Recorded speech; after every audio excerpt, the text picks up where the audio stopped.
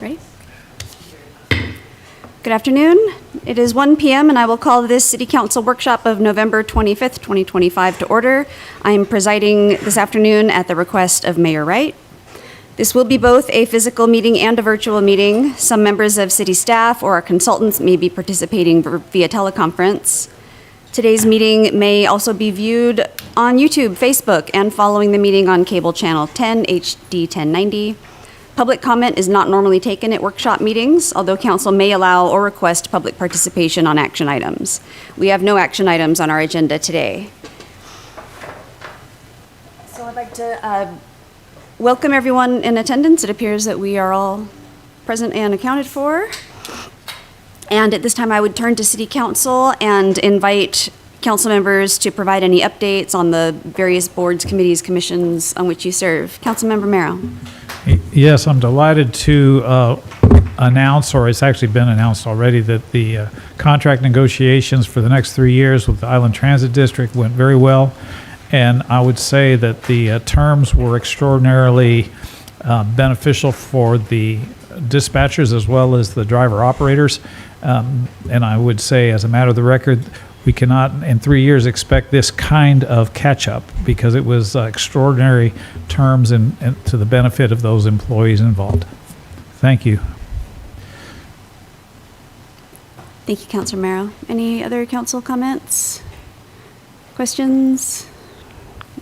Updates? Okay, I've got a brief update on the Clean Air Northwest Clean Air Agency Committee that I sit on, and one of the updates that we have is that we've updated our air quality monitoring station here in Oak Harbor. It used to be like in the attic at the intermediate school, and especially during the summer or off hours, it was difficult to get to because it was there, and so we have moved it to our Public Works property, and so that's much more accessible to the Clean Air Agency, and then it's also a new monitoring station with all the latest technology, and so it will provide accurate and reliable measurements of particulates in the air and quality when it comes to wildfire smoke, things like that. So we've got local monitoring up and running, which is great, and you can check that out on the website. It's northwestcleanair.org.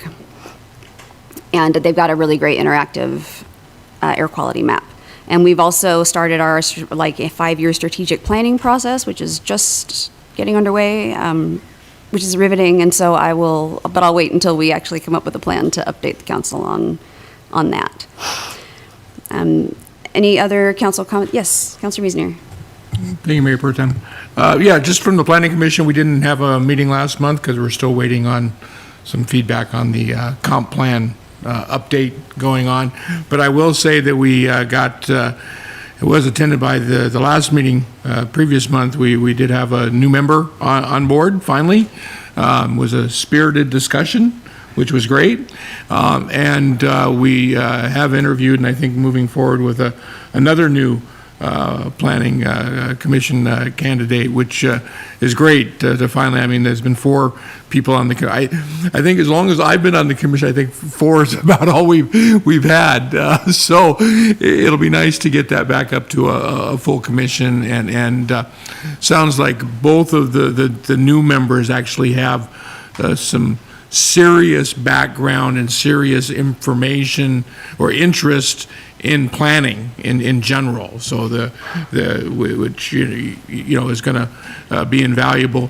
You know, we certainly the community members that are on the board, you know, have done a great job, but you know none of them really had, other than Josh, had any sort of background in planning. So you know we're bringing a couple of more strong folks that get the whole gist of planning on board. So excited to see that happen. Thank you, Councilor Wiesner. Any other updates from council? And I have a correction. Councilor Stuckey correctly pointed out that the Northwest Clean Air website, it's not .org, it's .gov, nwcleanair.gov. Thank you for that. So we're moving on to our monthly departmental report, and we will have our city administrator, Sabrina Combs, provide her monthly report. Sabrina. Thank you, Mayor Pro Tem. So I'm going to have Tim pull it up. And just a note to Councilmember Wiesner's comment while I'm waiting here, we do have more of our board members coming up on the December 2nd meeting. So, and the new planning commissioner is on there.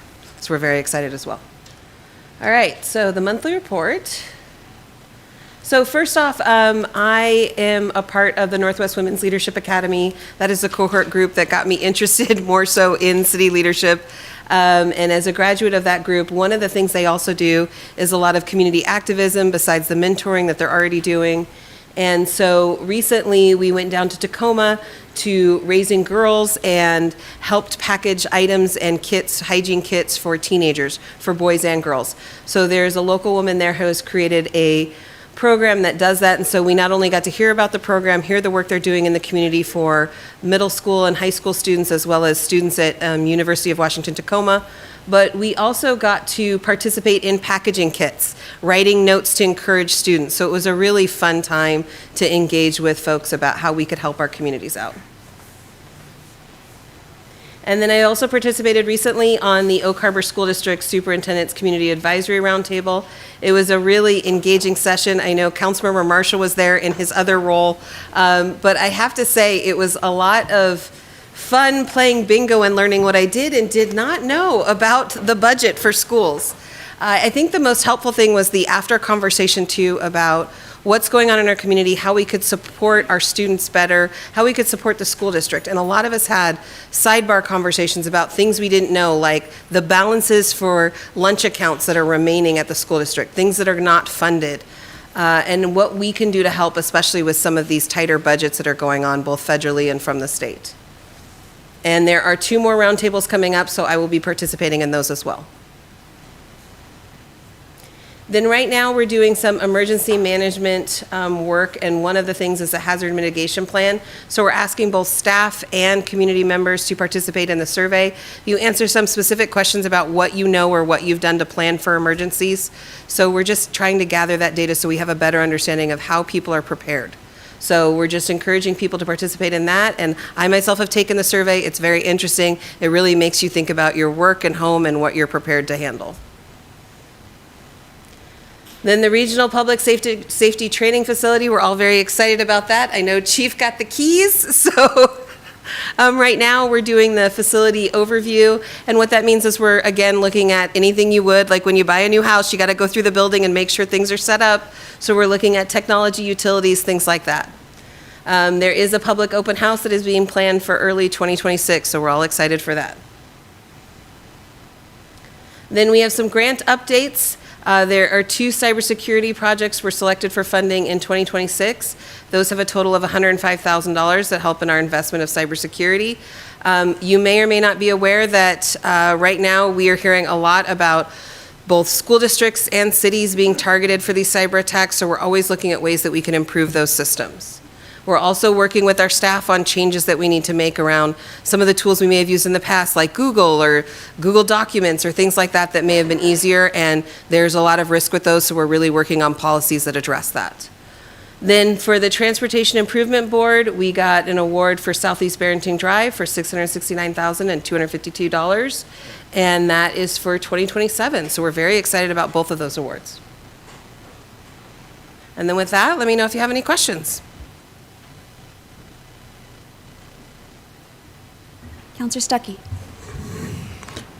I do have a question about the presented materials, but it might be for our police chief or someone from developmental services. I see we have the code compliance report, and maybe it was there last time, I just missed it, but it shows the percent proactive versus reactive. I understand in the past we've been pretty reactive as opposed to proactive.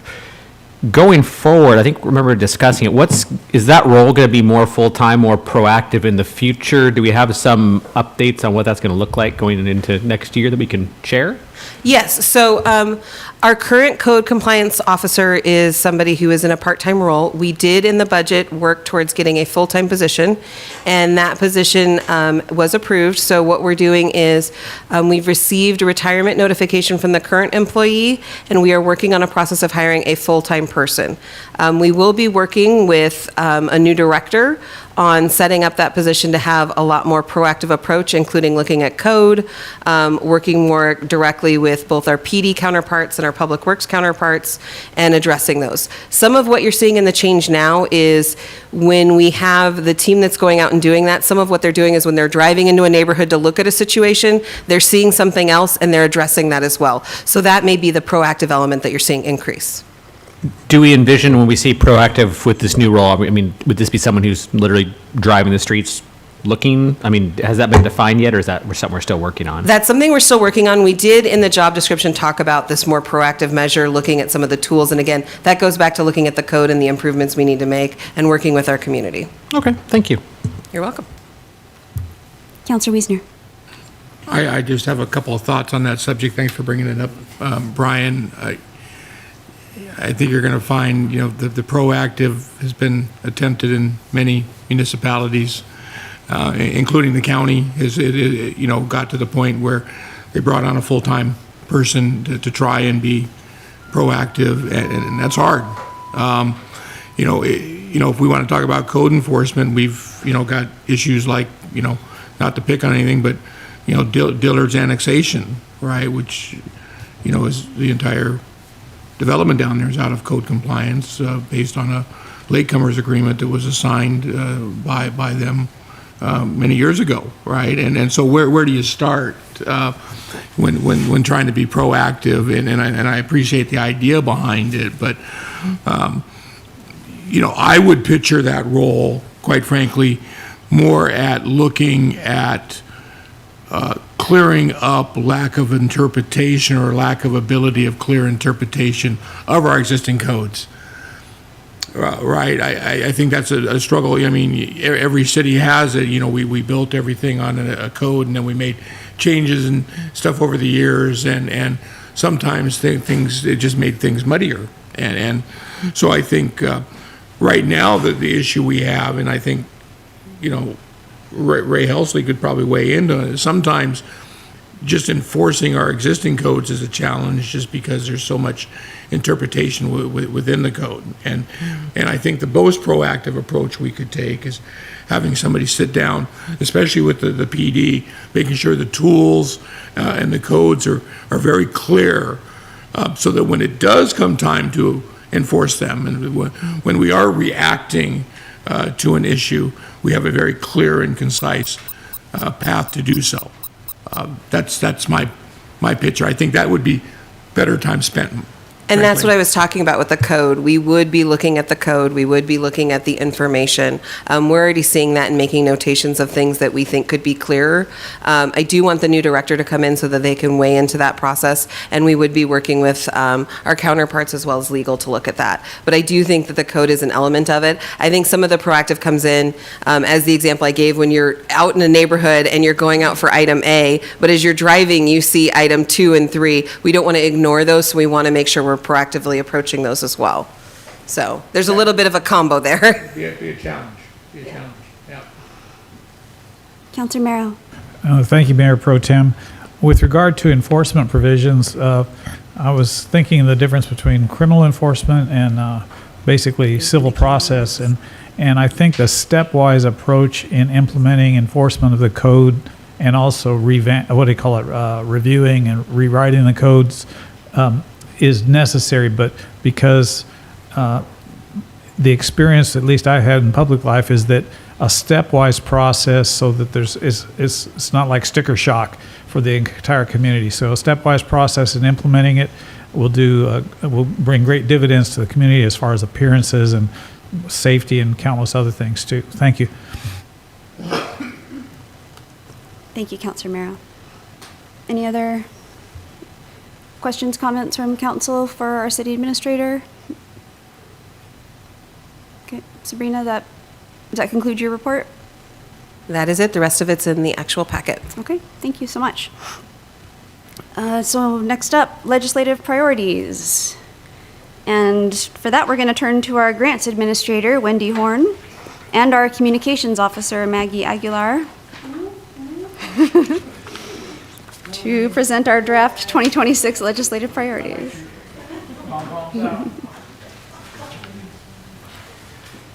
Take it away, Wendy. Is your microphone on? Nope. Thank you, sorry. Maggie and I will be tag teaming today. I'm going to give you a brief recap of 2025 legislative priorities and how successful we've been. And Maggie is going to present some of the ideas for priorities in 2026. So to start with, emergency services. In terms of increasing the capacity to train new officers, there's a new law enforcement academy in Arlington. The legislature passed a new funding mechanism, $100 million in grants for law enforcement officers as well. And then, as the city administrator just mentioned, we just purchased a regional public safety training facility. Wendy, will you Yes. double check to make sure the light on your mic is on? It's on. Okay, Can't hear me? thank you. Hillary about now? commented, it sounded like you were far, far away. Far, far away. Okay. Can you guys hear me now? Okay, okay. Okay. So thanks to our deputy city administrator in writing the bill for flexible real estate excise tax, that was passed by the legislature. And in terms of housing and childcare availability, we, the city, modified some codes and were able to allow 3 daycares to open last year. We also are partnering with Opportunity Council and Island County to bring more affordable housing to Oak Harbor with the Mulberry Village Affordable Housing Project. In terms of indigent defense, Hang on, Wendy, sorry. okay, Now Hillary says she can't hear anything. try it different. Looking at the, okay, that's, She still sounds far away, but she's back on again. okay. And if you just want to like tilt the microphone a little closer to your face or, Basically, okay. Wendy? Thank you. yes. Also, if you scoot the microphone to the side that you are talking toward, Oh. so if you're talking toward the slides. Sorry about that, guys. Fine. Hope this is a little bit better. Hillary, is that better? If that was the mayor pro tem, that's all I can hear. I can't hear her speaking. You can't hear Wendy at all? Okay. No. We're going to swap out the microphone, or we'll swap out the seat. Okay, can you guys hear me now? Yes, yes, perfect. Thank you. Wonderful. Thank you. So I apologize for that. Thank you, Wendy. I'm not going to go back, but just keep going forward. In terms of indigent defense costs, the city submitted a letter regarding the new caseload rules and its impact that it's going to have on cities.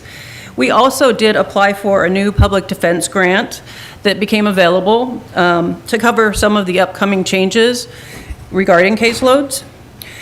We applied for about $97,000, but we received almost $46,000. And that's in addition to the $12,000 that we already receive that go against public defense costs or expenses. In terms of investing in our community, we completed 3 utility and street projects with partial grant funding last year. The council approved the marina improvement funding streams, and we continue to lobby for more ferries and more consistent services.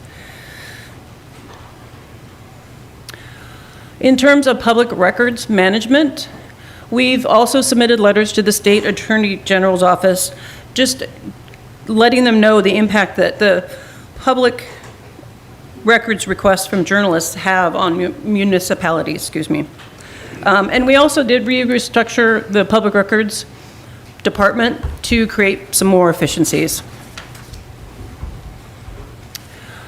In terms of ratepayer impacts, as you well know, we were able to restructure the clean water facility debt service and save the ratepayers about $1 million.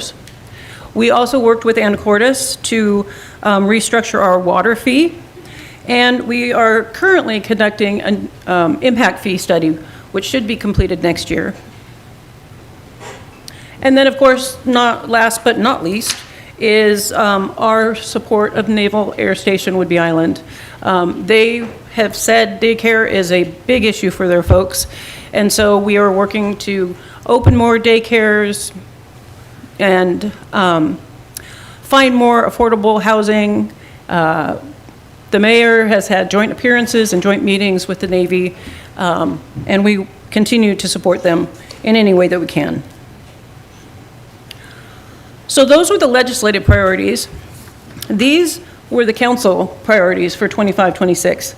And as you can see, we've been checking off lots of boxes and making progress on all of these. And with that, I'm going to turn it over to Maggie so we can talk about 2026. It's this one? Yeah, that one. Yeah, okay, perfect. Awesome. Thank you so much, Wendy. Good afternoon, Mayor Pro Tem and council members. My name is Maggie Aguilar. I'm your communications officer. And today I will be presenting Oak Harbor's proposed 2026 legislative priorities. Here on the screen, you see the Association of Washington Cities priorities. We put them up here for you and also are printed at the dais for reference.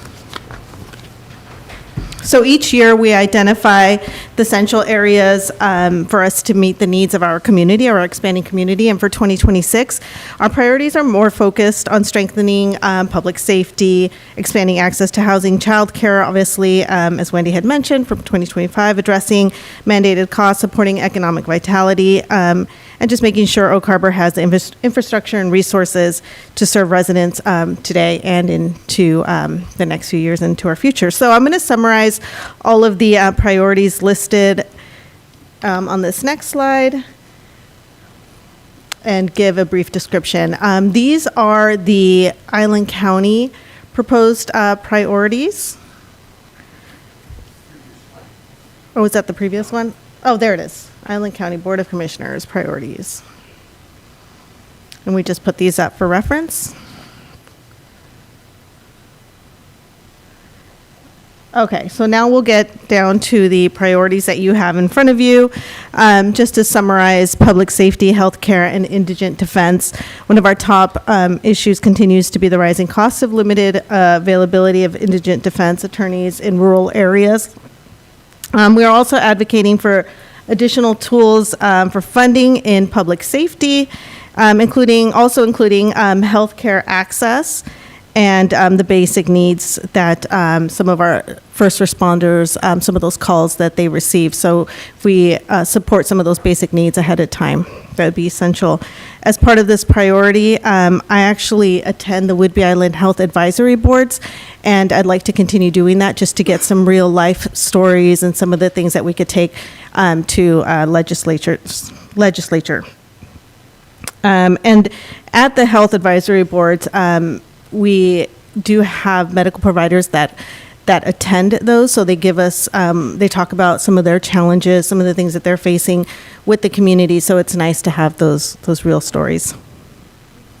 Housing and childcare availability, that's our next one that I'll talk about. Again, we're facing those shortages in both workforce housing and childcare, and these impact families, obviously, who are trying to go to work. So in 2026, I'm just foreseeing that we seek some strong partnerships to prepare for the anticipated growth and the need for more childcare facilities. And being in the ECE field for a really long time, I feel like this is really, really important to me. I also sit on the Military Child Care Task Force. And some of the things that they have been talking about through DCYF and the Department of Children, Youth, and Families is that they're trying to come up with different ways to support people who are trying to open child care facilities, and also trying to promote scholarships and partner with community colleges and things like that to help support the community who are trying to open child care facilities and also preschools. Infrastructure investment. So we do have some aging facilities, utilities and transportation systems require some investment to support our future growth and maintain reliability. We are pursuing key infrastructure upgrades, continuing to advocate for foot ferries, and that would generally support mobility and tourism. investing in our community and economic development. We're asking legislature to modernize some regulations that would allow more flexibility in economic development. Really more investment and support local businesses. Basically, we want to work with the state to improve those regulations, strengthening our partnerships with businesses, and securing fundings for economic development in our city. Public records management. The volume that we are seeing in public records continues to increase. As a public records supervisor, I do oversee this on a daily basis. So I'm working with the team to fulfill those obligations responsibly, but also seeing that the workload is increasing. So we're advocating for reforms that provide more flexibility and support to fulfill those obligations and without overwhelming our staff or our budget. And lastly, the support of Naval Air Station Whidbey Island. We remain committed to supporting NAS Whidbey Island and will continue to pursue those legislative partnerships that strengthen the base, the families, our military families, and the role that the military plays in our community. So these priorities reflect the needs of Oak Harbor and how it will impact in 2026. So with your support, we'll be able to advance these efforts into the upcoming year. So I appreciate your time today, and if you have any questions, I'd love to help answer those. Okay, at this time, I will turn to council for their feedback on the draft legislative priorities. Any comments, questions, concerns? Is there anything missing? Is Councilor Wittgenstein? Turn the mic on. Wow, holy cow. I just, a couple of questions, like when I comparing what the county, what you have listed here for the county, and then for the city's proposed, ours are much, it seemed like a little bit more broader and less specific, probably intentionally, because there's 7 people you have to get on board instead of 3. Have we had discussions with the county about the jail and whether or not Oak Harbor is even an option for them to consider? And if not, why aren't we? If we are, then what's up with that? And the other one that jumped out at me after that nice presentation we had by Mr. Larson the other day, the veteran services or services that the county provides to the county, we should start heading that direction ourselves and trying to be able to, you know, support their services by either adding someone to the mix or something along those lines if it's possible down the road, or what would it may look like for us. I know it's not an overnight fix, but I know there's some potential things coming too, but for me that would be huge and part of public safety and healthcare. Okay. Well, I'll defer the first part of your question to our city administrator. So I will say that Mayor and I had a presentation from Commissioner Johnson at a Council of Governments meeting, I want to say 2 months ago, where they went over the potential of what they're looking at for the jail facility. They talked about 3 locations, and one of them was in this area. And so it was still a conversation that they were having at the time. I don't know if the chief has a better update, but that's what we learned. So they have been updating us in that process. Yeah, so there is they hired a contract company to do the assessment, a needs assessment for the new jail. I don't believe that has been delivered to the commissioners yet. One of the sites is North Whidbey, close to city limits of Oak Harbor. And during that assessment, I was interviewed as part of that needs assessment on what are the needs for the Oak Harbor, city of Oak Harbor, and future inmate housing needs. So that was provided. Does that also, in those conversations, are they including the Navy too? The Navy doesn't have the authority to house anybody in jail in a facility. They work through local law enforcement. So that is included because Navy housing is concurrent jurisdiction for the Oak Harbor Police Department. Yeah. All right, thank you. In terms of your veterans question, the county, I believe, provides those services all countywide, including Oak Harbor. Yeah, we're growing as a city. We're just going to get bigger and bigger. These problems aren't going to just magically disappear overnight. We're going to have more faces on it with technology and everything. We can see what's going on in everybody's lives instantaneously. That kind of pressure puts it on everything. We have to do our due diligence for the generations to come to help them understand how to best take care of what we're trying to establish here for them and keep it going, right? And so whatever we can do as a city to help support, a third of the population of the island, I think we should probably be mimicking some of those services. So, thank you. So I think one of the reasons that we have some of the broader statements as you describe them is when we talk about Naval Air Station Whidbey Island and continuing to support NASB through joint partnerships, that would be considered one of the joint partnerships that we'd be working on. Councilor Mara. Thank you, Mayor Pro Tem. As a reminder, the legislative session for this upcoming year, shall we say, or this upcoming session is a short session, so there's going to have to be some prioritizing of the priorities. of the priorities. Yeah, prioritize the priorities, because even when you push hard on a bill is worthy, the odds are just numerically that it won't get pushed through. So that's all I have. Thank you. Councilor Wiesner. Thank you, Mayor Pro Tem. Yeah, and thanks for that, Maggie. I always appreciate the time and effort that goes into this each year, because it's hard, right, to look at all the things we could need or want and put it in a list. With that said, I'm going to kind of do my traditional pushback, right? In the fact that, I don't think we're being purposeful enough in the priorities. We could argue all day long about the priorities themselves, right? Because again, there's a million things to choose from, right? And to try and choose 7 out of the million is an unfathomable task. And you guys have done really, really well at that. And I think you do have a pulse upon that. But I know when we go down to talk to the legislators, right, and we present this, if we don't present something tangible to go with it, what are we asking them for, right? So in the past, like for example, infrastructure investment, right? Well, if we're going to be looking for money for infrastructure investment, then maybe let's attach an example to that.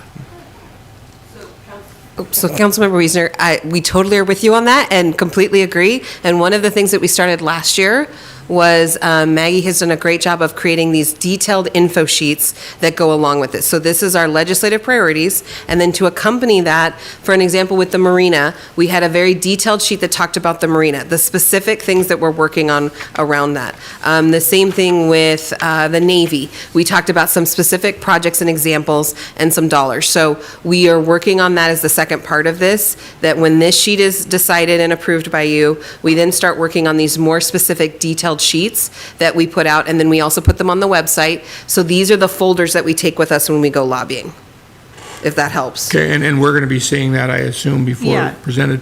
Yeah, you can see them ahead of time. You can actually see the 2025s on. Well, because you get it, right? If there's definitely. If there's $400,000 for funds that we need to supplement additional costs in indigent defense, then that's what we should be saying, right? Right, and giving those specific examples. Here's what we need to solve this issue, which you get. That's what the county's done, right? I mean, and I'm sure what you presented to us is not what the county's presenting. They're going to present what I call this a fluff card. They're going to be presenting a fluff card, I'm sure, too. But you see, the county's laid out very specific. Hey, we need money to fix our electrical panel. Right, and that's something that one of the legislators could then see, oh, well, yeah, we have some funds available in this fund, and they can bring that forward. So, yeah, certainly, I think if we're going to list out items that we have as priorities, we should be listing solutions to go with them. Yeah. The only other thing is on the first one, where we talk about public safety, I think we should take that a step further and include some sort of conversation in there about mental health. I think the two go hand in hand. I think, we're learning more and more every year that we have to be proactive when it comes to mental health, because the only other alternative is to deal with it on the backside. And it's a lot more expensive to deal with on the backside than the front side. It's a message, I think, universally can come from every city in the state, and I'd be remiss if we left that out of the public safety conversation. That's a really good point, Councilmember. We are in a crisis. I'm going to revise that portion and include that in there, because that is a very, very good point. It looks like Tim pulled up the priorities that are on the website, so that is, that has a more detailed explanation for each individual one. And like I had mentioned in the presentation, I think attending some of these task force meetings where you have those real life examples will help with that tangible message that we are trying to make. So, well, and again, if we have any specific project in mind, like for example, infrastructure investment, if there's something coming up over the next year that we feel as though is an infrastructure, because let's face it, infrastructure investment's huge. That's definitely the city's job, right? That is one of the things that a city is here to provide to its citizens: roads, streets, infrastructure. That crumbles, the city crumbles with it. And we've all seen what happens when we get behind on that stuff. So if Alex or anybody else, if we have specific ideas for infrastructure funding that we need, I would think we'd want to list that as an example. We would like to invest $1.5 million in our streets over the next 5 years, and we'd like the state to match that. Because that's something an elected official down in Olympia can snag onto, especially if they just got done driving on a crappy road. Right? And so the more I think we can give these guys that is a project right in front of them that they can say, yeah, I like that idea, I think the better chance we have of actually making one baby step. But, overall, again, I appreciate all the time and effort and thought that has been put into pulling seven priorities out of a million. Great job. I appreciate that. Thank you very much. Hang on, Councilor Mero. Is there anyone who has not yet commented? Councilor Marshall? Thank you, Mayor Pro Tem. And thank you, Maggie, for this. A couple of things that jumped out at me was advocate for foot ferries for our community. Is that a real viable possibility? I mean, For ferries? The foot ferry here in Oak Harbor, can our I don't know. Can our bay handle it? Can our infrastructure handle it? I mean, So that is something, Councilmember, that we're looking at, we're talking about, especially after dredging, with the way that the foot ferries are designed. So I know Elise has been at some conferences where she's seeing some different designs of those and some potential. And as we have growth on the island that we're expected to have, with this one state route highway that we have, looking at alternatives that might be possible. So since the state is already looking at ferry systems, both the county in our, council of government meetings and us as a city are looking at those as options. so can we add reliable ferry service with the larger boats as well as one of our priorities? I mean, I think just having the 2-boat service in Coopville and Clinton on a regular basis would certainly help with that as well. And then the other thing that jumped out is just the advocate for funding, secure additional funding, create additional funding. You know how much I love adding new taxes and stuff, and so Wendy, I hope you're ready to go on these funding sources, and Dave, because it always, I struggle with creating, new fee items for the residents, but other than that, I think everything looks great, and I support it. Thank you. Thank you, Councilor Marshall. Let's see. Councilmember Arms or Councilmember Stuckey, do either of you have any comments on the priorities? Okay. And then I have a quick question, and then we'll start on our second round. I agree about being a little more specific, and while I do appreciate the thought process behind the generalized headlines and then providing, background with more detail, I think that when you see something like infrastructure investment, that is so broad that we need to be specific. I think even in the headline, what are our most pressing infrastructure needs? Is it the bridge? Is it utilities? Is it the marina? We can obviously go into more detail, and invest in our community. If we specifically mean economic development, specifically, then I think that, yeah, I don't know. I'm invest in our community. And I'm like, what does that even mean? It's Okay. So I appreciate. I get the logic behind kind of being broad and then drilling down, but I think even with the at a glance first introduction, like Councilor Wiesner said, the action items, like the thing that we're actually asking for, should be clear. That's just my feedback. It says changes to state regulations, like which ones? Obviously, that's something that can be in the background, but those are the things that come into my head. I agree that mental health should be added to the public safety and healthcare thing, and then I think maybe if we could incorporate something about veterans in the NASWE partnership. Okay. Just because they're not currently working on base right now, doesn't necessarily mean that they're not still important to our community, and that's always top of mind for us. So those were my, let's see. Okay. Veterans, regulations, economic development, be specific, veterans, mental health. That's all I had. And I wanted to thank you for the background in our packet. It was really nice to see the county's priorities. I don't think that's something that we generally, include in these conversations, which I think is fantastic. And it's really nice to see our priorities and the little checklist and just the occasional check-in to see this. Where these you're are at. where we are. Yeah. We see the list, but where are we on the list? That's always it's a nice reminder anytime you are able to put that in front of us. So thank you so much. Okay, Councilor Merrill, thank you for your patience. Thank you, Mayor Pro Tem. I support all the council members' comments with regard to going to specificity and all these other comments with regard to priorities.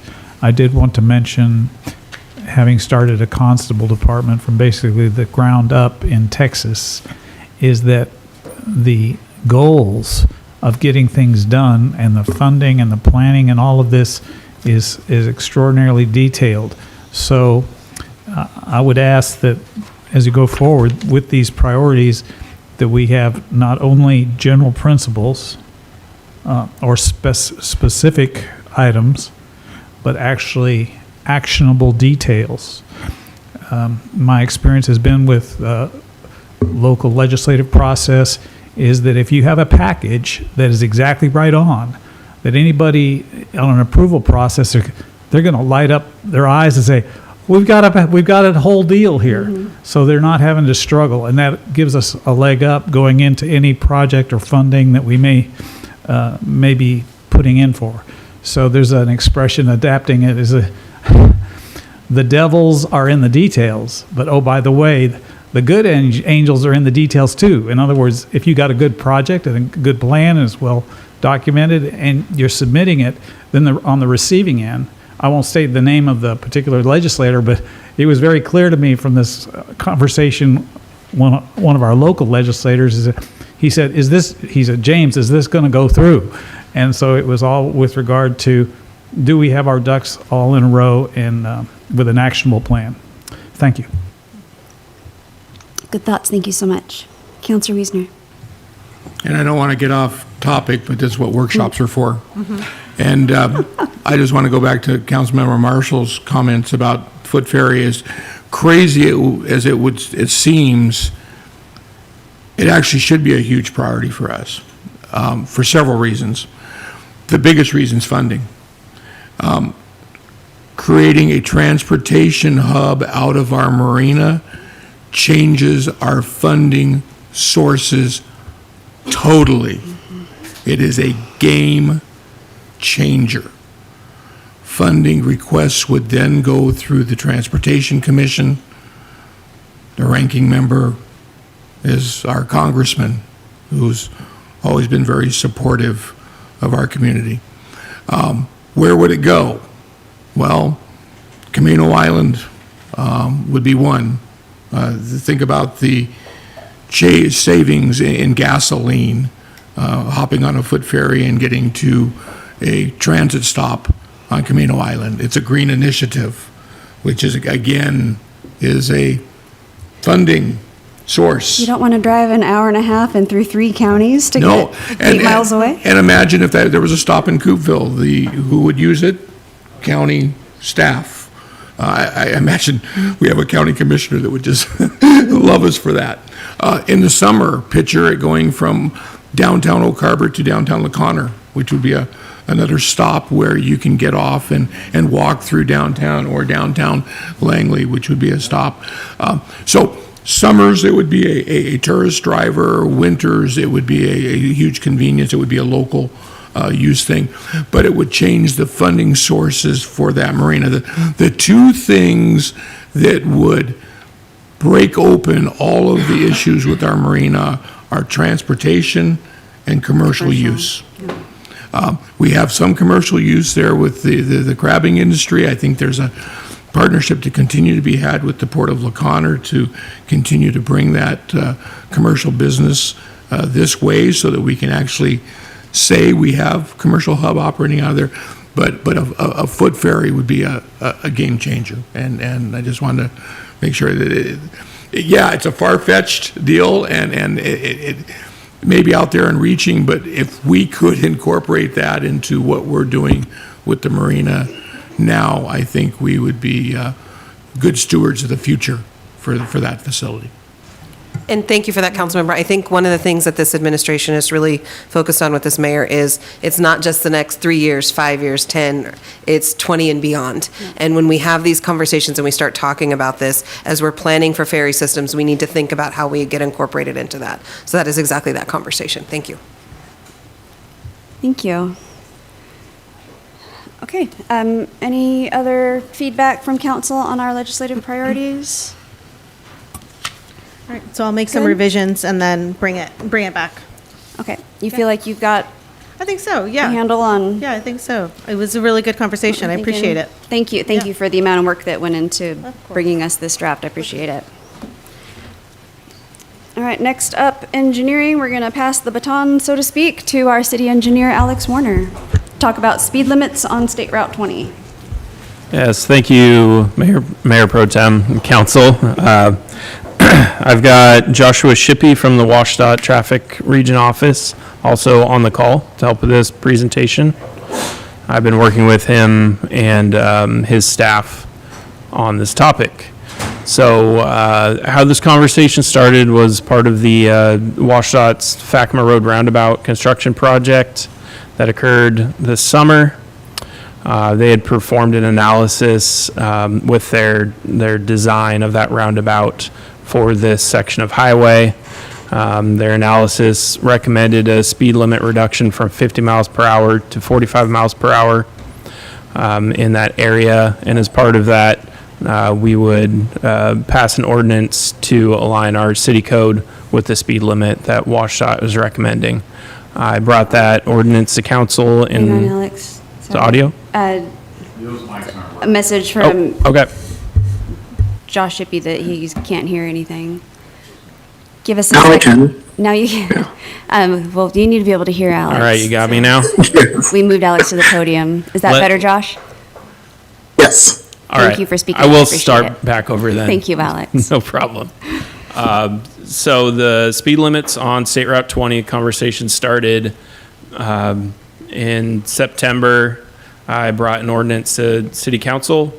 This was the result of a WashDOT roundabout project at Fakima Road, and their analysis as part of that design effort was to reduce the speed limit from 50 miles per hour to 45 miles per hour.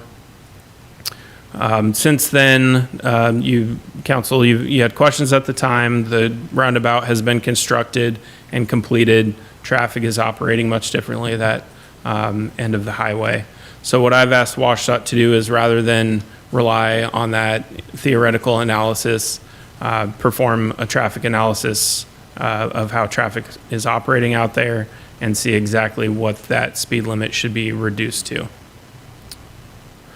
You also had questions about who ultimately has the authority to set speed limits on the state route within city limits.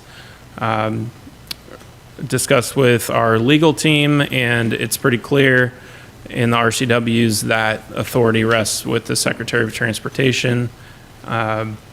And specifically, it says in here that they shall have the power and duty to fix and regulate the speed of vehicles within the maximum speed limit allowed by law for state highways designated as limited access facilities, regardless of whether a portion of said highway is within the city limits of a city or town.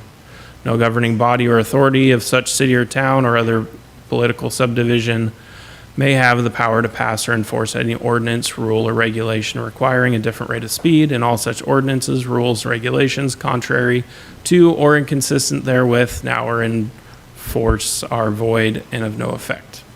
So essentially, state has the authority. They are partnering with us and working with us to come to the conclusion that the analysis is providing. So the conversation is now larger. Since then, Washoe has come back to us, and this was something we've requested recently. We've got citizen concerns and traffic collisions on the south end of the highway. Yes, Swantown to Erie, going up to Barlow. So we had requested Washoe perform an analysis through there to see if the speeds that are posted now are still appropriate. Since those speeds were set, we've had a lot of development in that area. We've got new grocery shopping centers, new housing. We know that there's going to be more housing along the south end of the highway as you head towards the southern city limits. So Washoe's analysis provided to us is recommending a speed limit reduction from Barlow to approximately Swantown, just south of Swantown, to reduce that from 40 miles per hour to 30 miles per hour. And then just south of Swantown there, the speed would change to 35 miles per hour all the way to the southern city limits. And that area of the highway, think of it as you're entering the highway from the south, is 50 miles an hour. It drops to 40 miles an hour at Eagle Vista. You don't get down to 30 until you get approximately to Barlow. So the effect now, you would be entering the city right at the city limits, which is actually a bit south of Eagle Vista. You'd be transitioning to 35 miles per hour and then 30 miles per hour as you enter that Swantown intersection. There's additional pieces to this that extend outside of the city limits. I don't have that shown here because that's not within our authority, but it is good to know that regional context. So I'd like for Josh to step in and talk a little bit more about that. Yeah, thank you. Thanks for having me as well. So we are looking at the 50 mile per hour zone that goes all the way down south of Libby and decreasing that by 5 mile per hour as well to 45. We've had quite a few crashes and fatalities in that stretch of roadway, so we did an analysis there, and it's showing that a 5 mile per hour is appropriate for that stretch also. So at this time, it's really an update to you. Can answer any questions you may have, but once Washoe completes that analysis at the north end of the city and has a recommendation, I'm going to package that all into one ordinance to bring back to council. It's looking like it's probably going to be early 26 at this point to adjust speeds on the highway, both at the north end and the south end of the city. So we can take any questions you may have. Thank you. And just to clarify, the proposed speed limit reduction, that is what the state is proposing? Like specifically, we just said, look at this, since we don't get to decide, we asked them to look at it, and this is their proposal? Yes, that's based on correct. the studies? Okay. And that analysis is within your agenda packet. Yep. Which is very cool. Thank you. That's really interesting information. Yeah, it is. It's fascinating. Okay, we will turn to council for questions, comments. Any questions for Alex or Josh? Councilmember Merrow. Thank you, Mayor Pro Tem, and thank you, Alex. With regard to the south end and Swantown Road, there's a problem in infrastructure development, so this is not exactly off topic, but I want to be on record for it because we're addressing the matter of speeds on constrained roadways. With the population increase, and anybody who's driven that section of roadway near Swantown Road on Highway 20 understands that it's going to get incredibly unwieldy and practically not useful during many periods of the time because of the congestion there.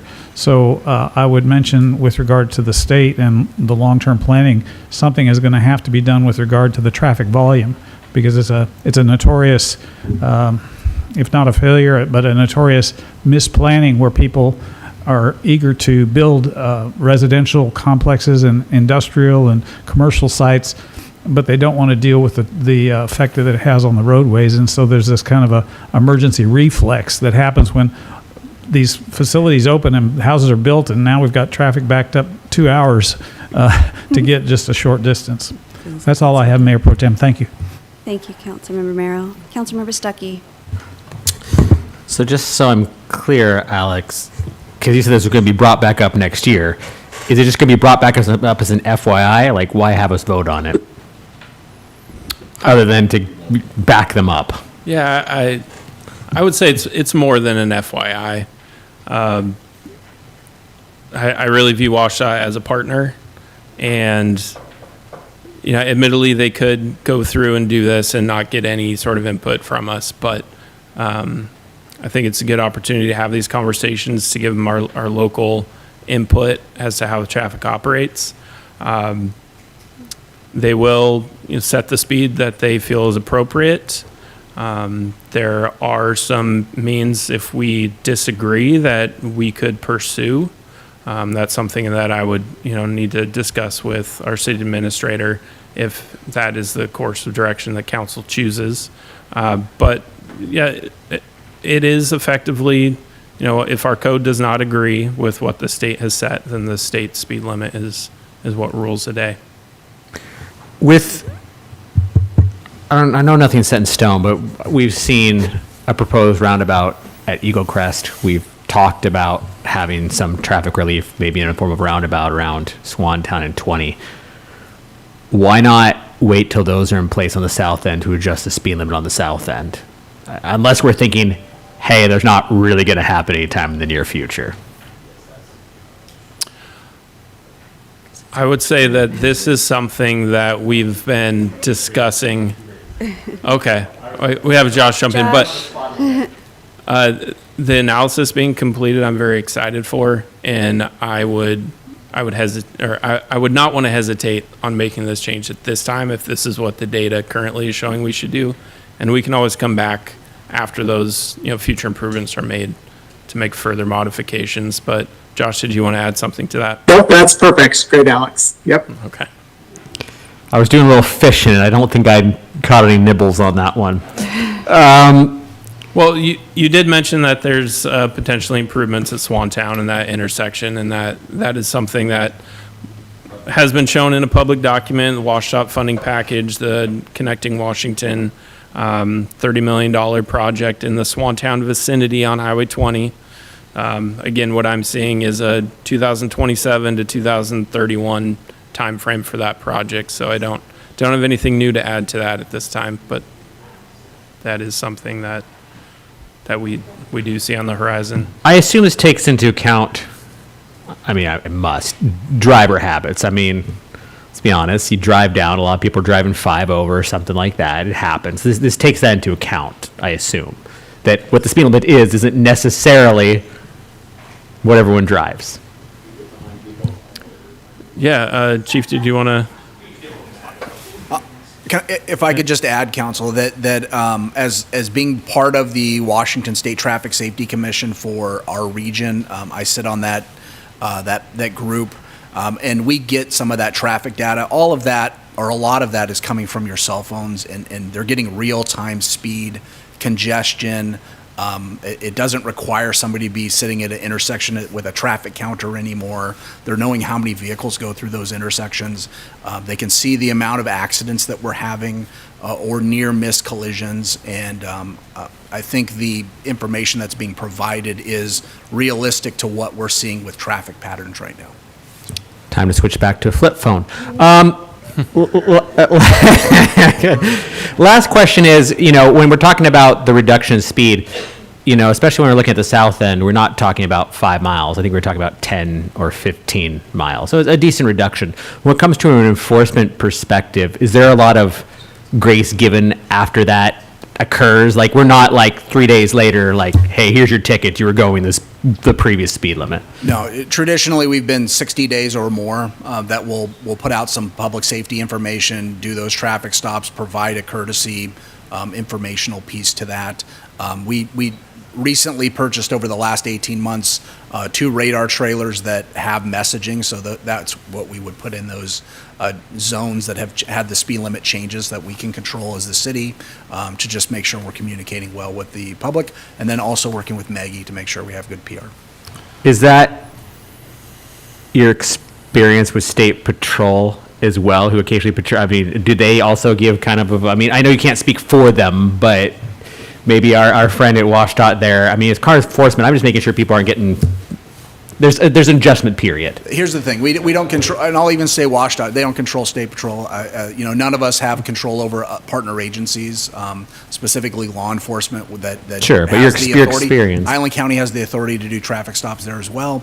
That often they are not on those stretch of the roadway, those specific parts of the roadway, so. Okay, thank you.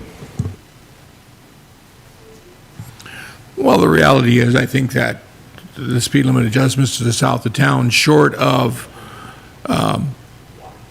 2 o'clock in the morning, right? I mean, during normal traffic times, I think that's probably pretty commensurate with the traffic flow. I don't find myself cruising along at 40, 45 miles an hour in that section of town during a normal commute.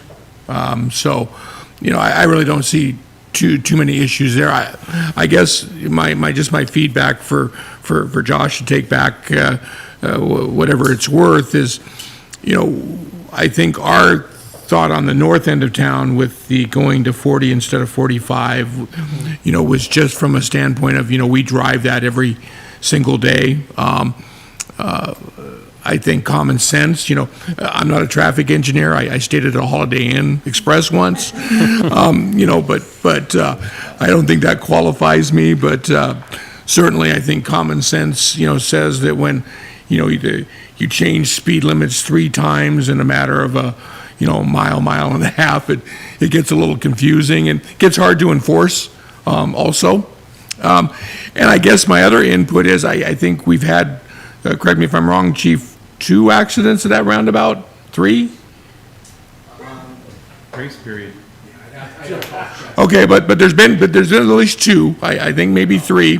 I think they've all been rear enders because there's a pretty sudden slowing for some people when going in that roundabout. It looks a little tight. You're driving a big old 4-wheel drive pickup truck, and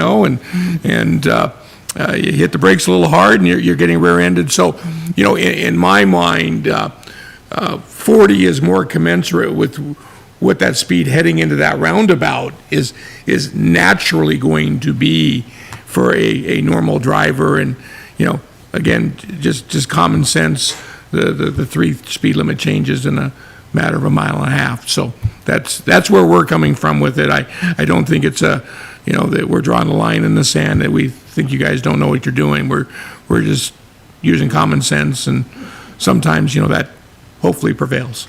But thanks for hearing us out, Josh. Appreciate you. Well, yeah, thank you. And we do have that on our schedule to wait a little bit for the opening and our drivers to get used to it, to then collect some new data there. So we'll see what happens. Councilor Wittgenstein? Yeah, thanks, Josh, for being on with us, and Alex, thank you again. I love the analysis pieces of this. Would love seeing the numbers coming in, and just to kind of reiterate, the other day I was leaving town. I leave town quite a bit, believe it or not, and I was heading out of town. And if you're doing 50 coming up and people are backed up coming into that roundabout, you come up past, I don't know if that's where the rear endings are happening, but I can see it happening right there because you come up the top of the hill and all of a sudden there's cars. Because you can't necessarily see them slowing down until you just crest it, and sometimes they're piled up. So the study going forward, I'm happy to hear. Is WSDOT looking out past Liberty Mart? I know that, like, as I'm coming in from Sleeper, it goes from 55, it's all the way up to 50 right at Altfield Road, which makes no sense to me. So that's a whole nother, Altfield needs a right-hand turn at some point too, because it's got issues, man. Stay on topic, Chris. Well, it's all part of it. It's all safety and this public piece of it, right? And coming in and flow into our community. And we want it to go nicely and smoothly and transition well. That's a cluster right now still, right? And coming in. And one of my most stressful spots in town coming back from a drive is right there, that whole stretch, Liberty Road to Facama. And it's not because I don't know what I'm doing. And it's because it just is a lot of traffic coming through here, and it probably needs to be looked at, in more depth. So I really hope they're going to go out past that, look at it coming in, and we appreciate the loop in and support. And if there's anything we can do to assist in that, it'd be great. Though bypass on that roundabout would have been nice, just to say. So that's it. Thank you. Any other comments, questions from council for Alex or Josh on this topic? Councilor Merrow. Just a quick question between the two of you with regard to drivers just actually driving across the roundabout, across the center of it. Is that a issue? It's fairly tame to drive across it, I would expect, because I just looked at it, but is that an issue? Yeah, I can take that one. It was designed as a compact roundabout for that central apron to be fully mountable, so large trucks could traverse it. It does have I'd say, fairly aggressive rolled curb, so passenger vehicles shouldn't feel too comfortable just flying over the top of that.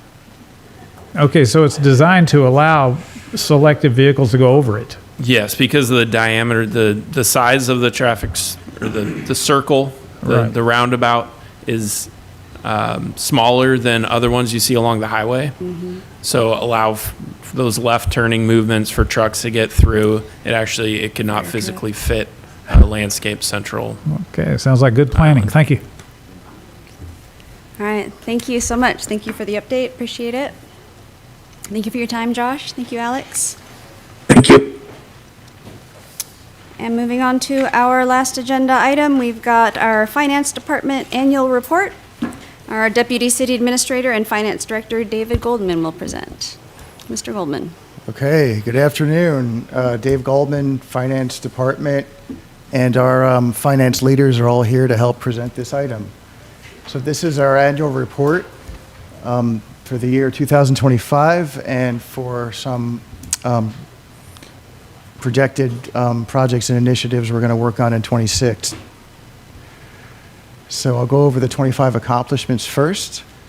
There's 6 major accomplishments. These are all related to the council legislative priorities, so forgive me if we repeat ourselves from an earlier presentation. Mm-hmm. The first item up there is the Regional Public Safety Training Facility. We're able to get a $250,000 grant.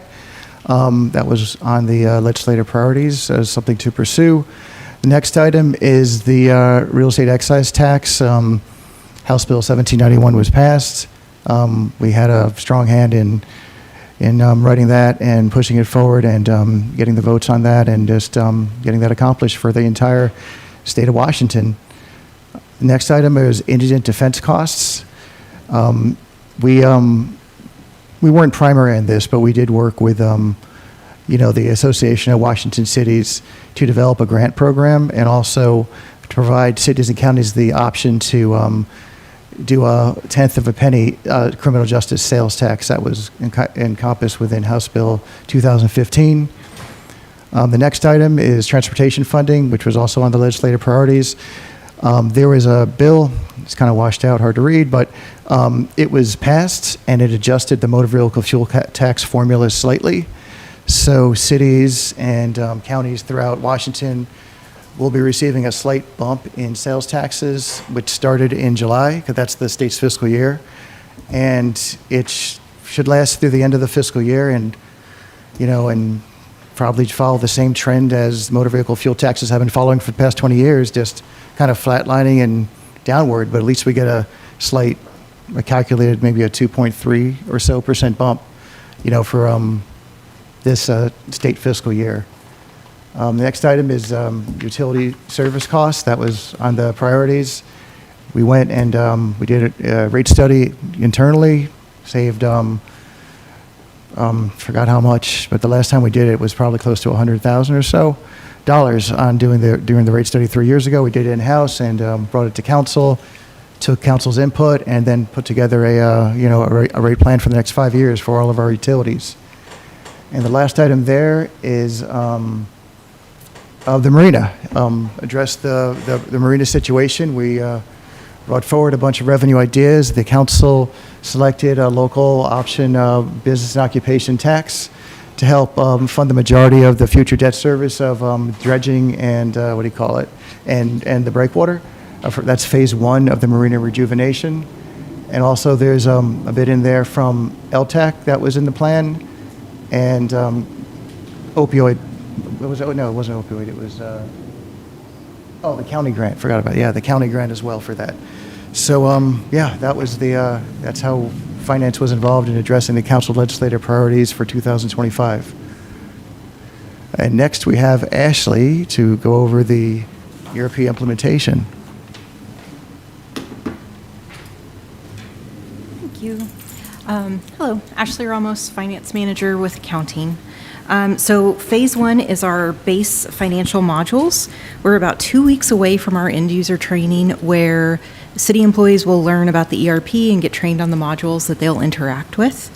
We're still working on some issues, but we hope to keep our go live date of January 5th, which is the first working day in 2026. There have been some major changes. We have an entirely new chart of accounts, just so we can work within Tyler's parameters. We also added a segment which is going to help with our program-based budget efforts, and we're still keeping in line with the state audit bar's requirements. There's also a Tyler Content Manager, which is going to help us with our paperless efforts. So we'll be able to attach records back up to any transaction in the ERP, and as things flow through the workflows that we have set up, people will be able to click on that and look at an image without it having to be saved on our share drive, which is stretched to capacity. We also have the automated workflows, and that's going to help with consistent processing for expenses. It's going to be based on department, types of transactions, and controlled versus non-controlled commodities, so we're staying in compliance with our procurement policy. In general, we are excited about the process improvements we're going to see. It's been a really big effort, but I think it's going to be worthwhile once everybody gets comfortable with it, and we'll get to see that in 2026.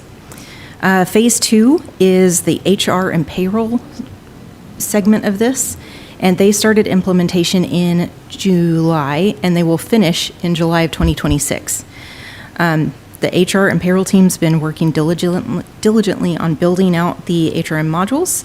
They're about halfway done, and they're excited about the process improvements they'll see too.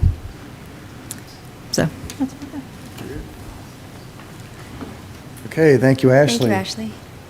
Next, we have Wendy Horn talk about grants. And I think based on how dynamic grants are, there might be some updates to this slide I put in there, like not even 2 weeks ago? Yes. Actually, there are some updates, but I just wanted to let you guys know what we've been doing. In 2024, we submitted 33 applications and we received 18 awards for $3.5 billion. And in 2025, we have submitted now 28 applications, and actually we've been awarded 22 of those. And we have been awarded over $6 million now.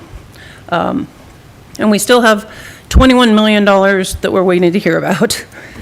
I also just wanted to let you guys know that currently the city has actually 37 grants, active grants that we manage across all the departments. And they're worth about $12.2 million right now. And we've recovered almost $3 million since 2023. So, but we expect to recover that whole 12 billion in the next 3 to 5 years. That's it. Love to see it. Thank you, Wendy. All right, thanks, Wendy. Accounting, Ashley Ramos, accounting manager. I think I used the wrong colors. Yeah, it looks fine on these screens, but that one's good. Yeah.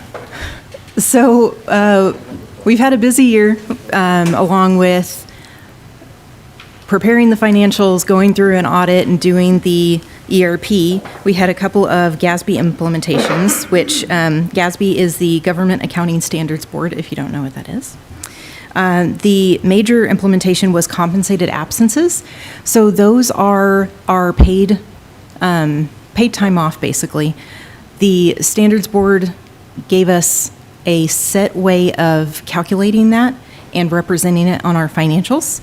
So we had to work on recalculating 2023 and 2024, and because of that, it changed the way our financials look a little bit, and we had to disclose some extra information on our financials.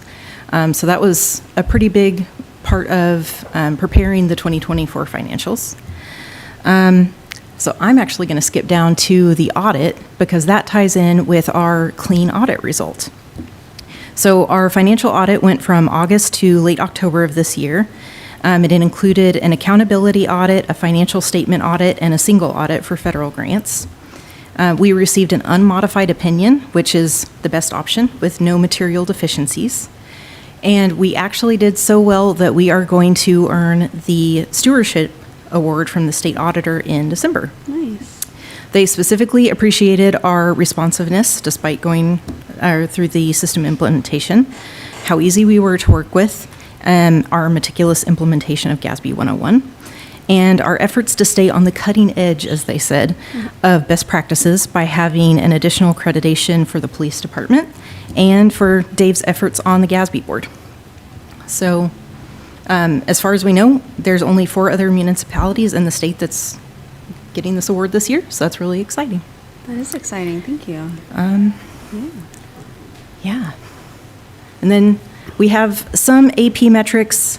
I'm not quite sure how much you want to hear about this. Our average turnaround time on an invoice is 15 days. We give refunds out in 10 days, and we process an average of 360 invoices per month. We do have more metrics for the entire accounting department that tie into the program-based budgeting, which I think we'll get to see maybe in 2026 or later. And we do have more GASB implementations coming, but thankfully we don't have too many that are as big as GASB 101 just yet. So yeah, when our chief accountant says something's exciting, you know it's exciting.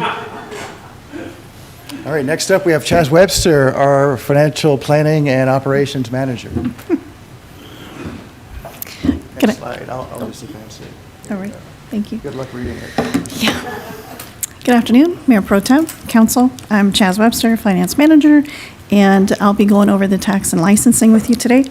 So this year approximately, we've got about 2,000 business licenses that we process. We base the Economic Development Reserve funding from the business license revenue baseline.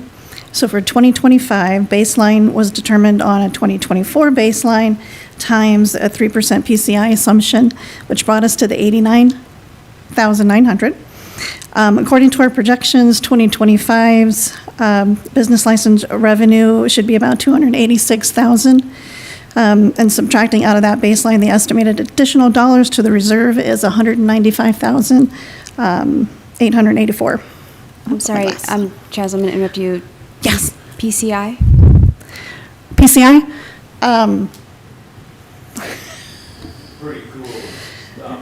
Sorry, it should be CIP. The CIP? Oh, okay, thank you. CIP. Consumer Price Index, CPI. CPI. CPI. Consumer Price Index.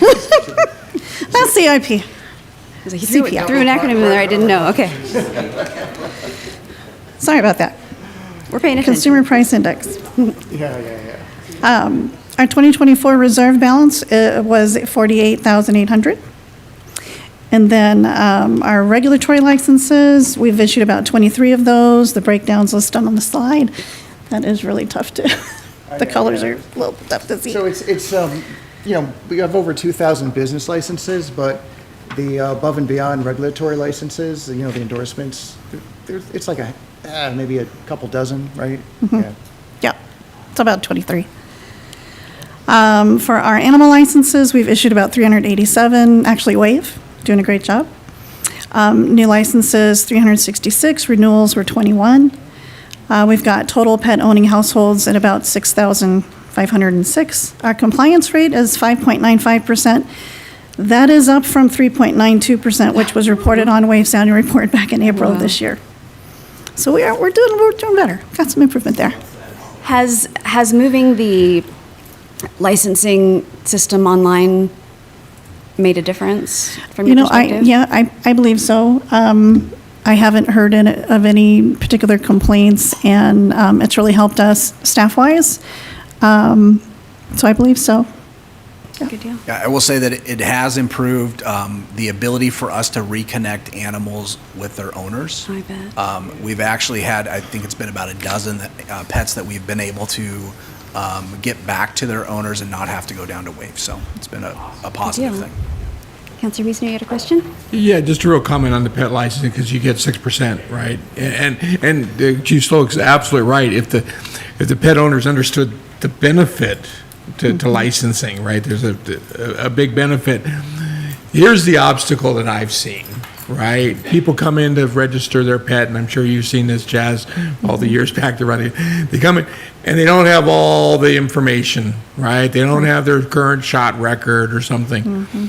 What if, and I don't know if this is something that we can do within our ERP, what if we accepted that registration at that time and then set up a reminder system for them to come back at a later date and resubmit that information, right? You got to admit, you've probably seen it At least they'd be licensed. thousands of times, literally, where they've come to register their pet, did not have all the information, and then you never saw them again. Capturing the information, getting it in the system somewhere, then, if they need to send in the shot records at a later date, and we've got some sort of a system to capture, but at least now we've got a fee paid, we've got a dog name, we've got a description, we've got all the other stuff. Let's face it, if they're not up to date on their shots, are they going to go get rid of the pet, or are they just going to turn away and walk away from the counter and just not register it? Yeah, and we did a lot of follow-up when we were handling the licensing at our counter. And I believe WAFE is as well, because the numbers have increased.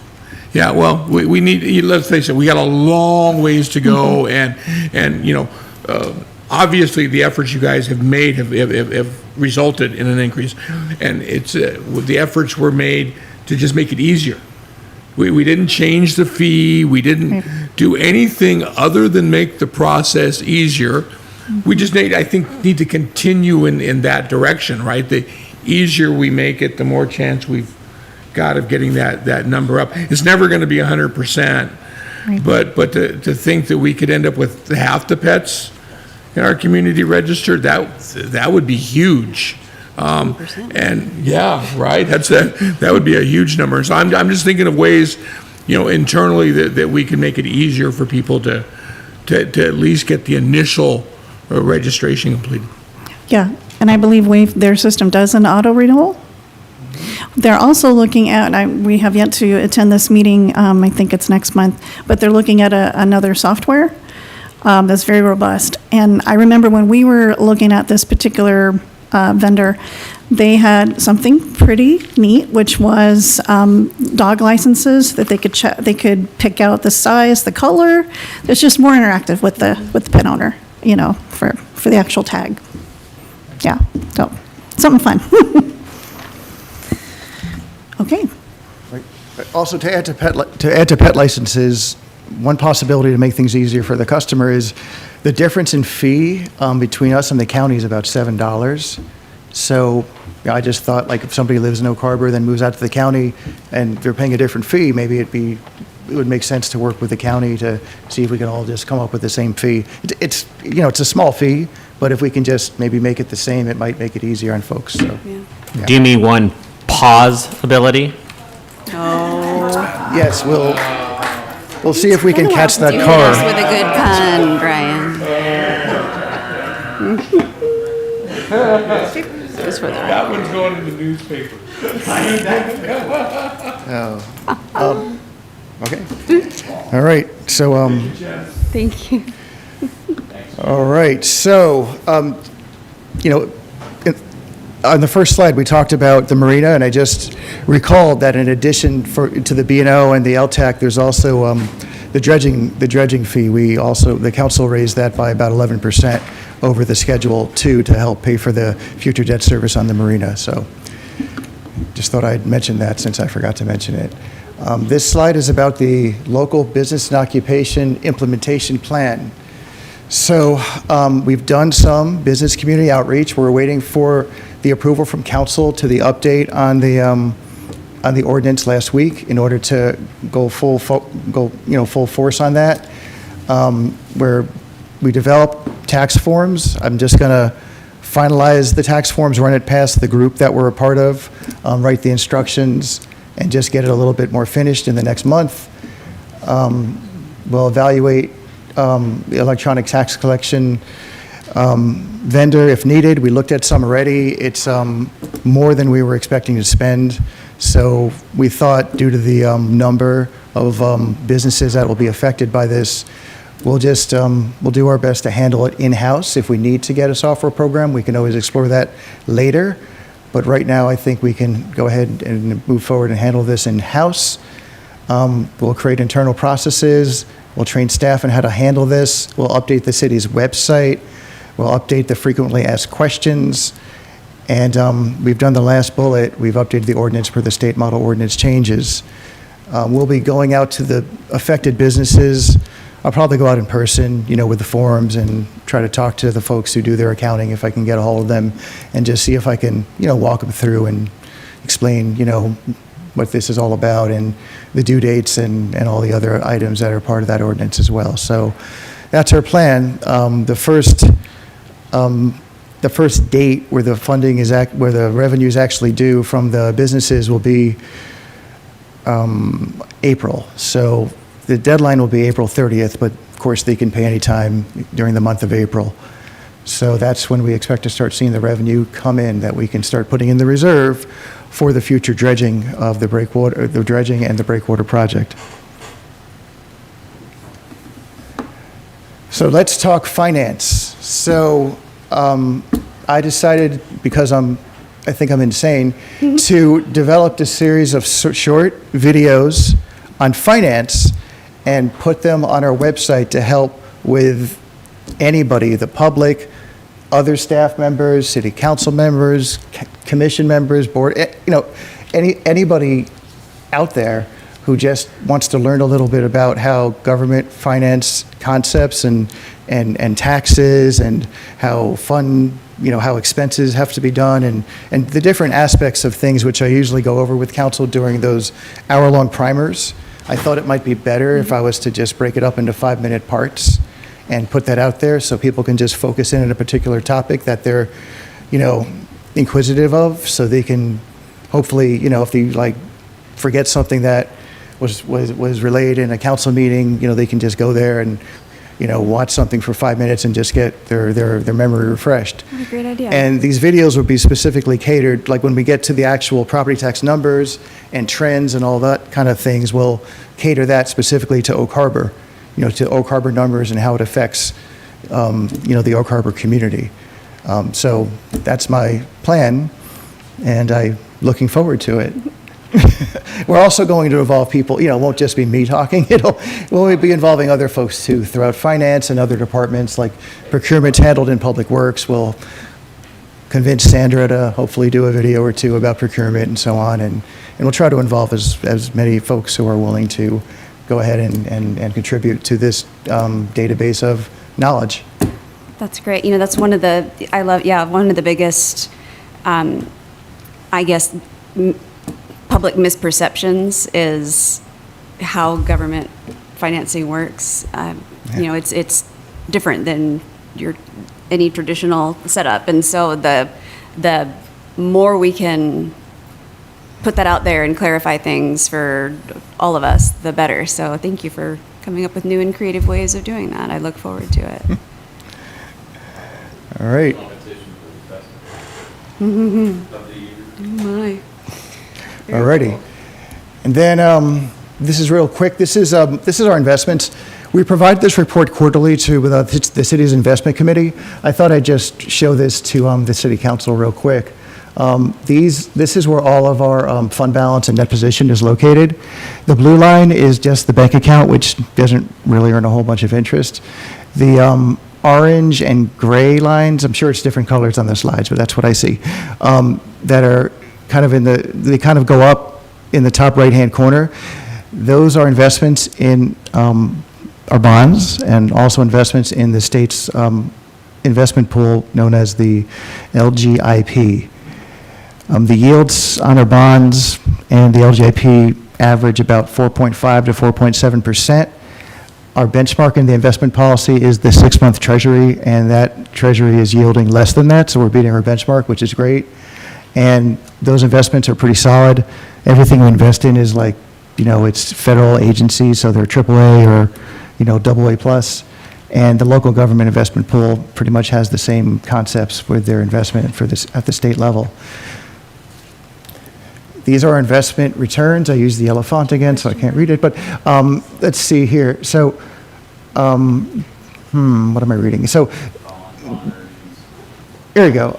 Oh, perfect. So bond earnings, so the first column is bond earnings. That's from the investments into the treasuries and the federal agencies. The middle column is the local government investment pool earnings, and the last column is the total. And of course, on the left, you have, in the rows, you have each year and are estimated for 25, 26, 27. So you can see back in 21, we were earning like $26,000, and that's fund, like all of our funds wide. That's not just general fund, that's every fund. Total was $26,000. That jumped up to about 600,000 and then 3.3, 4.2, and we're estimating to bring in about 4.1 in 25. Now, our estimates are going down for 26 and 27 because the Federal Reserve started ratcheting down the federal funds rate, and the LGIP closely tracks that. And the bonds we invest in, we could invest up to 3 years. Those yields have been going down for the past 3 or 4 months. So as inflation, you know, if inflation goes up, we might have more earnings, but then everything will cost more. If inflation goes down, these earnings might go down, but hopefully things will be a little bit more affordable as far as construction projects and so on. It's kind of a balancing act. But as you can see, you know, in the budget that we adopted, we estimated about $3 million for 26, and we're bringing that down to $2 million in 27. Of course, by the time we bring the budget to you, you know, later on next year, these numbers could change depending on experience. And here's our work plan for 26. So the first bullet, the first bubble, utility services expansion. Oh, so we're currently in the middle of an impact fee study. We've extended it to next year because of all the comprehensive planning work that we're doing. We wanted to make sure that we tried to incorporate all that work in the impact fee study, and that'll help fund the impact on our infrastructure from new development, so that the current taxpayers aren't stuck with the bill. It's paid through impact fees from the new development. The biennial budget, we'll be enhancing our program performance type budget. We're currently capturing it in our current accounting system. We're moving to the new accounting system, the new ERP, and that will provide us with much more robust data and better visualizations. Transportation funding, we're keeping an eye on transportation funding with the motor vehicle fuel tax. Did receive a small bump, but still it's nowhere near the cost of doing construction on roadways and streets. So we'll keep a close eye on that. There's always the TBD 0.1% that cities are now allowed to go up to. Basically, cities can go up to 0.3, we're at 0.2. We can do another .1 if necessary. We'll keep an eye on it, and we'll if we feel that it's necessary, we'll bring it up later next year. But as of this time, it doesn't look like we're going to need it necessarily for the TBD projects themselves. But for the streets projects, we'll keep a close look at that, because the thing about the additional .1 TBD that the council's permitted to adopt, it doesn't necessarily have to be tied into the TBD projects only. That could be tied into any city street or any city roadway, depending on the city council's, the motion they make and the direction they give. If it comes to that, we'll just keep an eye on transportation funding. The bottom left-hand corner, we're continuing with the ERP implementation. We're hoping to go live on the core of the ERP this January. Phase 2, we're looking at a go-live date sometime mid-next year. And the customer service utility billing portion, that's Phase 3, we're looking for that to go live at the beginning of '27. We'll continue to do educational, those short videos I talked about for elected officials and for any other stakeholders who would like to see them. We'll probably continue to do primers as necessary as well. And of course, all throughout the budget process, we provide plenty of information for people to partake in. And more grants. We'll continue to get and apply for and get No pressure, Wendy. more grants. So that'll be fun. So I asked my kids who are in elementary school and middle school to summarize our department's accomplishments, and they provided me with the following summary. I apologize in advance. Very much looking forward to this. Fire Station 82 looks like everything's coming along great. We are still predicting it coming in at our pre-tax estimate of $6-7 million. 6-7 million? Revenues are coming in as expected. We have our next mid-year update on them in about 6-7 months. I'm sorry. The next biennial budget will be the years 2027-28, which will also happen to be my 6th and 7th year with the city. Ask the following question to council. When trying to recruit a new accountant, how many applicants should we interview in order to get a decent pool without having too many? 6 or 7? 6 or 7. There we go. He wins. He wins. 67. So, yay. So it says, the prompt here says I have to sing this? I love your kids, by the way. Yeah. They're not watching. Anyway, they're in school right now. So, oh, God. We're going to close the year out swinging with another amazing year of investment earnings so we can save up enough money to buy a year's worth of chicken stars, whatever that means. And I'm done. Chicken star, that was amazing. Counselor Stuckey has a question. Part question, part comment. Can you go back? Do we still have that slide deck? I'm going to put Tim on the spot. Oh, he'll load it up. Yeah, the second to last slide, the investment slide. That one. This one? Well, next one. Oh. There, right there. Yeah. So two things. One, the comment, and I don't think you and those helping out get enough credit for this. A lot of people are critical when the city spends $40,000, $50,000 on something they think is completely unnecessary. But I don't think enough credit is look at these numbers about how much our investments and the smart investing that our team does earns. So when you're talking about $30,000, $40,000, $50,000, I'm not trying to belittle that and say that's not much in a city budget, because every penny does count. But like, look at those numbers: 4,220,000, 4 million. I mean, those numbers are phenomenal on what that can do for us. My question is, though, go back one slide, and I believe I know, because at the time I was part of the committee too. Tell me the mentality, because obviously there's a clear April, June, August of 22, there's a clear shift in those graphs. Tell us a little bit about the mentality there and why those shifted so much. Well, the Fed started to raise the rates. I mean, that was the main thing. And also, like I wasn't here, before I came here, I wasn't here, so I'm not really sure how the investments were handled. But it seemed like they were keeping a lot of money in the bank, and the bank was, it barely earns like a fifth of 1%. So when the federal funds rate started going up, and the LGIP is tied to that, and also the bond rates are not directly tied to that, they're on the market, but they were going up as well.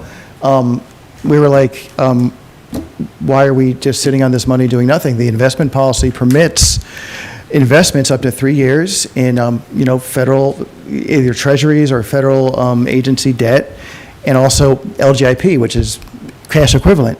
Well, why are we just, keeping it in the bank when we can make it work for us? And one concrete example you can use that this investment earnings helped is when we came to council to talk about utility rate increases, we built in these interest earnings that we've already earned, went into fund balance, but also we're projecting to earn out over the 5-year period. If we didn't have those investment earnings to project out, we would have had to come with maybe another percent or 1.5% higher for each year. So this is helping out not just general fund stuff or police or fire stuff, which is in the general fund, but it's helping out utilities and even Marina gets a bit too, which helps their fund out as well. So like every fund is a beneficiary of this action. Yeah, and I think that's really, again, important to highlight that the great impact that these investments have when people don't really think about, at least I did, about governments investing their money. You just think of them spending it and how it's being spent. So I really appreciate this and the effect that it has on the overall budget. So thank you. Yeah. Thank you. Good observation. Councilor Wiesner. Yeah, and what a great job to your entire team in the audit. It's really appreciated all the hard work. I know we sit up here and talk about you and we talk about Wendy all the time, but it's the rest of the team that are back there every day crunching those numbers, and we appreciate that. I do want to give some Wendy some more kudos though, and I just want to go back and talk about 20 and 2021, which were transformative years, which was right when you were coming on, Mr. Goldman, and we were just coming through the backside of COVID. We had just received a ton of ARPA money that had a whole lot of stipulations attached to it. It was a very lengthy list of what we could and couldn't do with that money at first. So at first we were hiring a grant coordinator to manage that grant. That's all it was. We weren't thinking about tapping into a pool. Now, previous we had Nikki Tesh here, who was an administrative assistant who had voluntarily kind of stepped into a position where she had occasionally been writing grants for specific projects. Yeah, and had been doing well, but we're not talking multiple $1 million grants. We were talking $50,000 grants here and there, and I think quite frankly the majority of our grants were coming through the county economic development funds and other local sources. And if we remember right, what happened was we hired a person with grant management experience initially because we thought that we had this all these stipulations on this federal grant that we were going to have to stack up paperwork for every penny we spent. And then we started seeing those stipulations go away, and something changed with that particular staff member we had brought in, and we had the opportunity to bring in a different staff member, and we took a shift at that point in time, and we shifted from a grant management person to looking for somebody with more experience in grant writing, and that's how Wendy came to fruition. And there you go, right? And that's quite frankly, a lot of that was money that we were just not getting our share of. And so kudos again for having the foresight back in 2021 to make that shift, to bring in that money. Obviously, your chart shows, how much our city's grown from managing about $45 million amongst all the funds in 2016 to about $100 million that's just rough numbers I get, right? But just adding up our two investment accounts there and our checking account, that's what it adds up to. Big changes, right? That's double, what it was 10 years ago. And that's all through your department managing all that. And, we appreciate all the experience and expertise you've brought forward. And it shows in the little graphs, right when Mr. Goldman came on board. So we appreciate all the efforts, and we appreciate all the efforts of all your staff. Thank you. Yeah, but we thank you for that. And just to put this into perspective, the total amount we got from ARPA was 6.6 million, just short of 6.7. And you can see right here that 2025 to date, that's just 1 year, we're almost at that amount. So, yeah. That all came out of turning nothing into something. Yeah. It's always, she does need a cape. It's always interesting to learn more about all of the activity that's going on behind the scenes. We get these brief synopses at council meetings and we worry about big funding things. Meanwhile, there's so much happening back there. So this has been really interesting. Thank you so much. Councilor Merrill. I've been jotting, thank you, Mayor Pro Tem. I've been jotting notes frantically here because it's just wonderful to hear your year-end report, Director Goldman. It's a direct reflection of your leadership and also the professionalism and performance of the senior leaders of finance. But I say that because it's not necessarily that way. And I think there's cities our size and a little larger possibly that would be extraordinarily jealous if they knew about the quality of the finance leadership that we have in our city. I did want to mention too also that the exasperating details of audits and the numbers do not seem to have spoiled any of your cheerfulness or your disposition. So that is at least as much to your credit as the results of the audit. So I am elated, and I just love the year-end report because it shows a certain aggressiveness, because not only would other cities our size, if they did not have an assertive, even aggressive finance department, not only would they not be getting the return with regard to investments and grants, but they would be experiencing also the loss as far as opportunity costs, because those monies are, could have been used for something else. Let's see. So it's the proactive analysis that you did, it has turned out to be effective. So just because of my experience, not in details of finance, but just experiencing the results of it in another jurisdiction, another state, is that I encourage that you continue to look for where there is duplication or potential duplication, that you see that in advance, and that the compatibility with regard to the different programs, because obsolescence is built into software and hardware, and the programs and things that you get approved and implement now could be a burden or a cost later. And so it's just, you have to be ruthless with the salespeople and the representatives from the business. I have more to say, but I'm not going to say it. Thank you so much for such a wonderful report.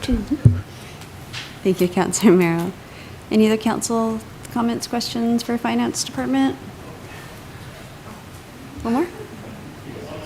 Sure. I meant to say this. Wendy Horn, if it's possible to be a grant writer that walks on water, you're right there. That's all I got. Again, no pressure. Yeah, no pressure. Okay, so that does it for our Finance Department annual report. Thank you so much. And there's no workshop in December, correct, to accommodate the holiday? That's correct, Mayor Pro Tem. There is no December workshop. Right. So that would make this Councilor Wiesner's last workshop. All right, well, I know you still have council meetings, but this is your last workshop. Okay, all right. Any speak now or forever? No? Okay. We'll save it for the last real meeting? Yeah. Okay, all right, well, thank you so much, everyone, for your time this afternoon.